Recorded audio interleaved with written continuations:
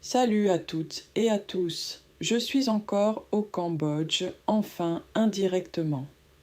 Au fait, je suis toujours en France dans ma chambre en train de retranscrire ce que mon arrière-grand-mère m'avait raconté quand j'étais petite. Il y a une chose que nos anciens nous ont toujours apprise. Un territoire, ce n'est pas seulement une étendue de terre. C'est une mémoire, une présence, un lien vivant entre les habitants, les ancêtres et les lieux sacrés qui nous protègent.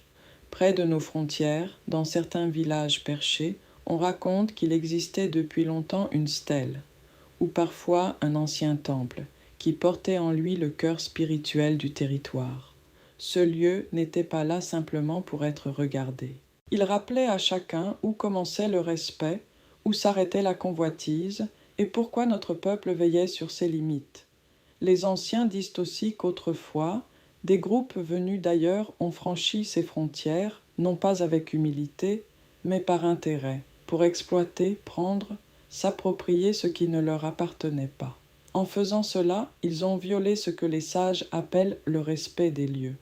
Et quand on brise ce respect, ce n'est pas seulement une règle qu'on transgresse, c'est un équilibre qu'on détruit. C'est alors, dit-on, que s'est manifesté l'esprit du front sacré, un esprit protecteur, gardien du site, gardien aussi de la mémoire et de la justice. Il n'attaquait pas d'abord par la force, il avertissait, il envoyait des signes, des tempêtes surgissaient sans prévenir, les récoltes devenaient stériles, et dans la fumée ou dans les cris des hiboux, certains voyaient des visions, comme si le monde invisible parlait pour rappeler les limites qu'on ne devait pas franchir. Mais les avertissements ne concernaient pas seulement les étrangers. Toutes les fois que des terres étaient cédées sans écouter les anciens, sans consulter la communauté, sans respecter les rites, l'esprit faisait retomber le malheur sur ceux qui avaient rompu l'alliance. Alors venaient les pertes, les maladies, les conflits entre proches, comme si la terre refusait qu'on décide d'elle sans sagesse. Ce que cette histoire nous enseigne, c'est que les décisions sur le territoire ne peuvent jamais être prises à la légère, ni imposées d'en haut, ni vendues en secret. Avec le temps, pourtant, les villageois ont compris qu'une rupture peut aussi être réparée. Ils ont appris à revenir vers le lieu sacré avec humilité. Ils ont organisé des cérémonies de réconciliation. Ils ont rendu des offrandes. Ils ont invoqué les protecteurs lors des traités, lors des délimitations, lors des discussions sur les frontières. Autrement dit, ils ont compris qu'on ne protège pas la paix seulement avec des paroles ou des documents, mais aussi avec le respect, la mémoire et les gestes justes. Et la leçon que nous devons garder aujourd'hui est simple et profonde. Lorsque nous agissons avec arrogance, nous blessons la terre, les liens et les consciences. Mais lorsque nous agissons avec humilité, avec respect pour nos traditions, pour nos anciens, pour nos lieux sacrés, alors la colère se retire et peu à peu les terres s'apaisent. Les blessures du passé ne disparaissent jamais complètement, mais elles peuvent cesser d'empoisonner l'avenir. Cette histoire, pour moi, ne parle pas seulement d'un esprit ou d'une ancienne frontière. Elle parle de nous. Elle parle de notre devoir de protéger ce qui nous a été transmis. Elle parle de consultation, de dignité, d'autodétermination locale et de préservation de notre patrimoine. Elle nous rappelle que lorsqu'un peuple oublie l'âme de ses lieux, il se perd. Mais lorsqu'il la respecte, il retrouve sa force. Tout de suite, l'esprit du front sacré.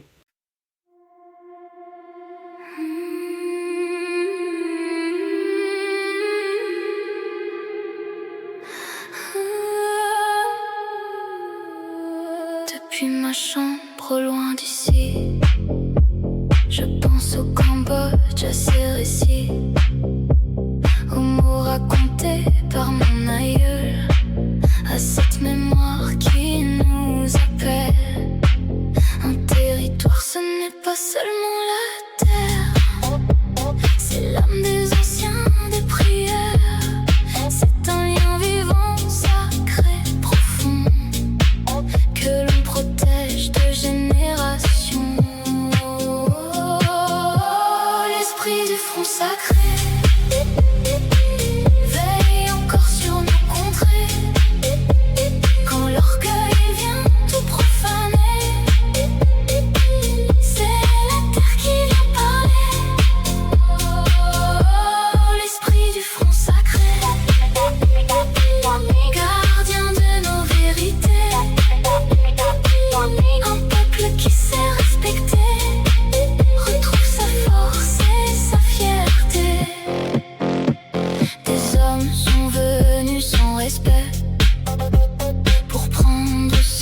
qui le convoitaient.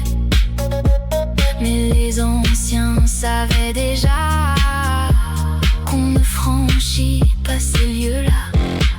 Tempête, chut, silence et chant fané, l'esprit venait nous avertir.